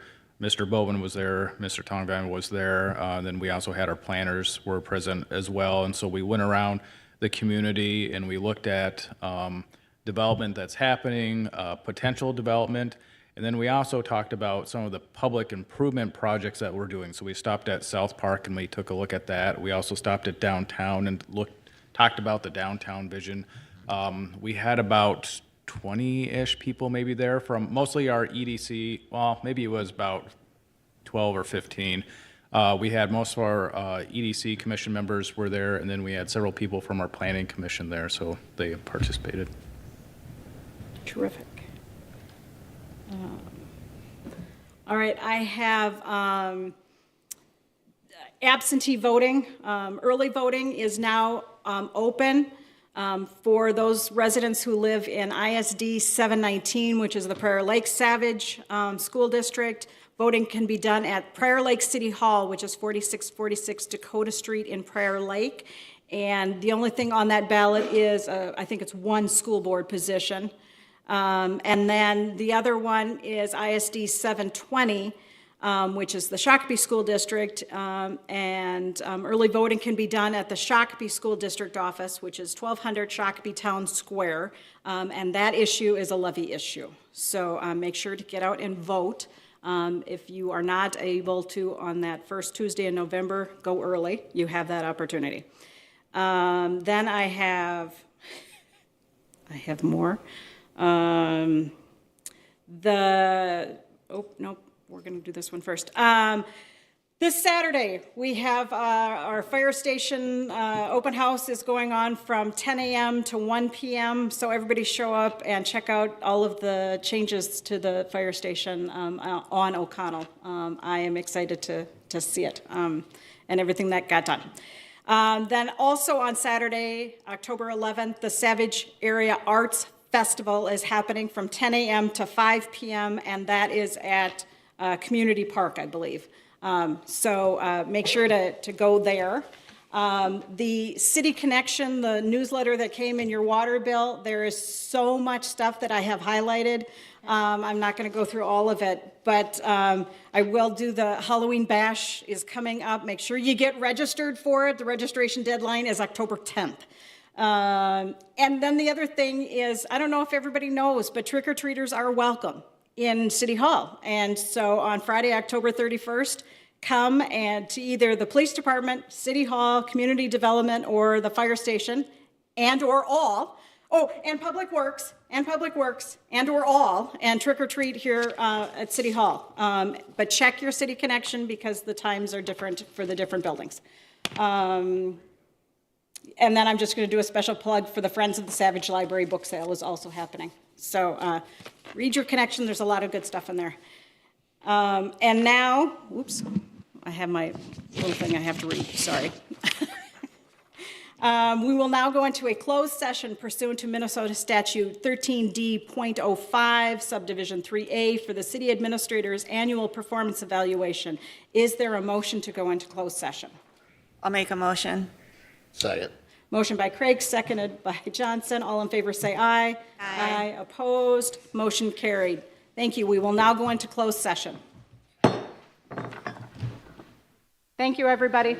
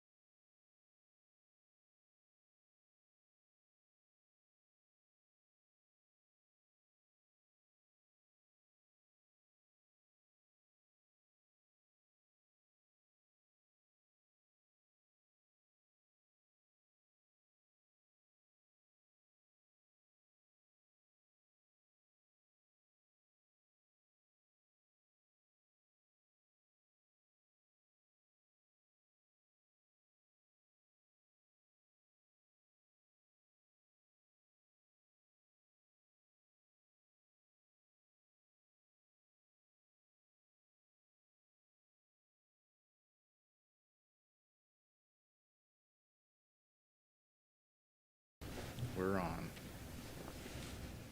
All right, we are coming out of the closed session where we discussed the city administrator annual performance evaluation.